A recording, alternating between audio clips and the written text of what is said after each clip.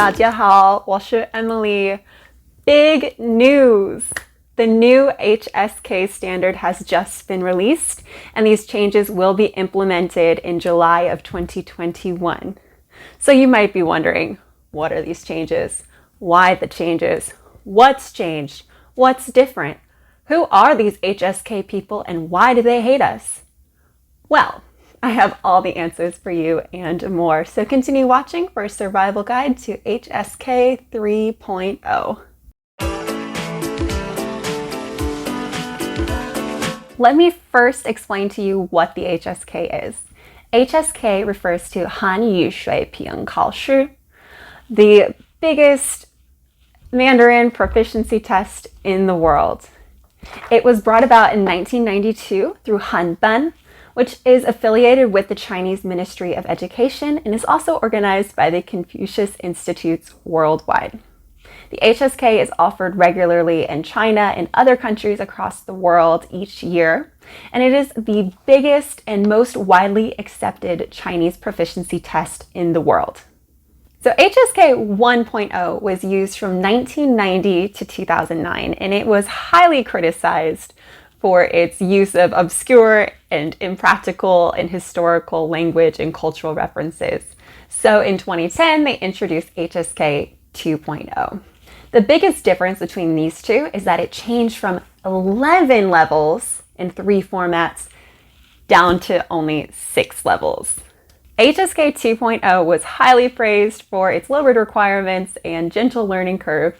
However, its 6-rank system does not correspond with the Common European Framework of Reference for Languages, or CEFR. So, in 2021, they announced the new HSK 3.0 with its new standards.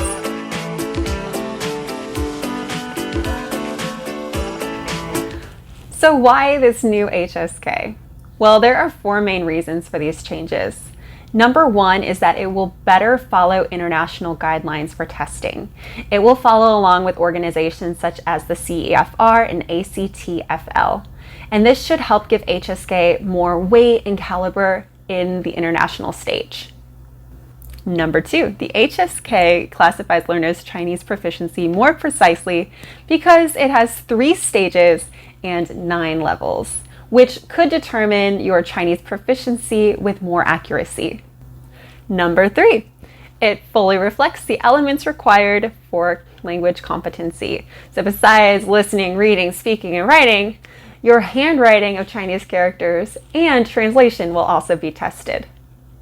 And number 4, the newly advanced levels from Band 7 to Band 9 on the new HSK are specifically designed for people who major in Chinese or sinologists. So if you want to get your master's degree or even a PhD in Chinese, the new HSK is for you.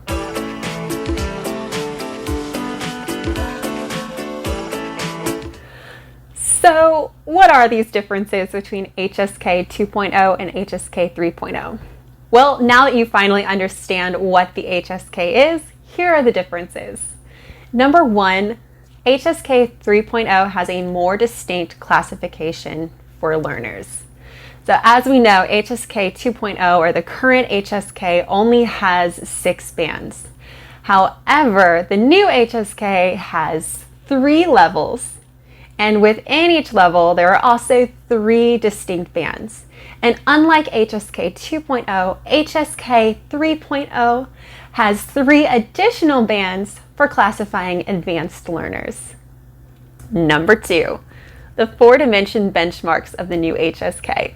The new HSK has 4 basic Chinese learning elements to form its 4-dimension benchmark, which will more accurately determine learners' Chinese proficiency. These benchmarks include syllables, vocabulary, characters, and grammar. Each level and band has its own specific requirements for each of these dimensions. All right, and number 3 is the increased difficulty of the new HSK standard. So compared to HSK 2.0, there is a noticeable increase in difficulty for HSK 3.0. So in other words, if you took the HSK level 3 by the current 2.0 standard, you would be on the new HSK about a level 1 or 2.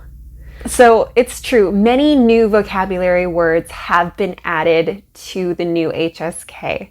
However, some more old, outdated, less frequently used words have been taken off the list, so that's great. To put it into perspective for you, I passed HSK level 4 back in 2019. By the new standard, I would have to nearly double my vocabulary just to pass the same test. Number 4 are the new skills required for the new HSK. So the new HSK requires 5 verbal communication skills. This is listening, speaking, reading, writing, and translation. So students need to be able to talk about a variety of topics in different situations in Mandarin.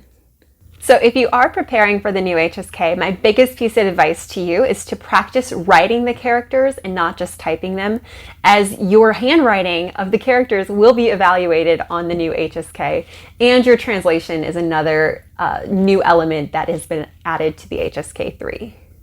The test requires learners to copy characters for levels 1 to 3. And they even set a minimum amount of time that you can take copying these characters. So learning to write Chinese is a must, even if you're not interested in learning it. The new HSK standards also require learners to have written and spoken translation skills starting at band number 4. I was so spoiled taking the HSK back in 2019.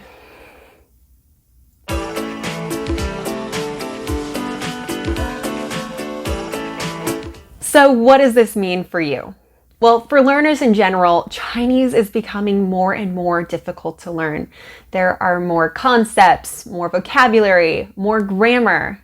However, it is getting better adapted for practical use and use in the real world.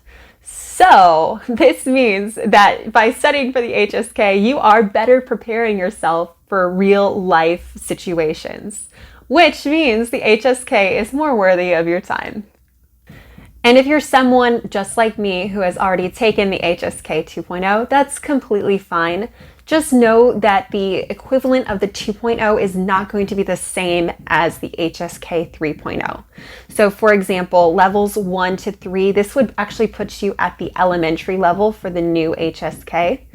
Level 4, proud intermediate Mandarin learners. And also in addition to reading, writing, and listening, you will need to start practicing your handwriting of Chinese characters and translation skills, as you will also be tested on these.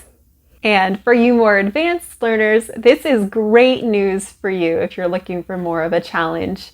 You can set your learning goals even higher, such as becoming a certified advanced learner. As I said, the HSK has added 3 new ranks, so ranks 7 to 9. These are specifically designed for advanced learners who have majored in Chinese or sinologists. So you will be tested on your translation abilities.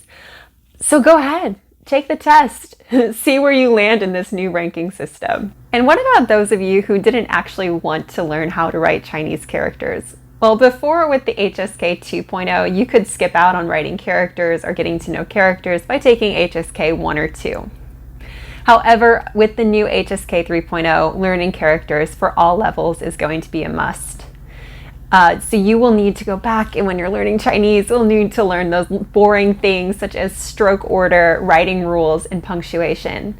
And in addition to writing character accuracy, you're also going to need to abide by a minimum writing speed requirement as well. So far, this is all you need to know about the new HSK. We'll continue to keep you updated on things such as test timing, formatting, and learning materials at digmandarin.com. And also be sure, give us a like if you're excited for the new HSK 3.0. And leave us a comment with any of your concerns, and we can help you through your test anxiety in the comments down below.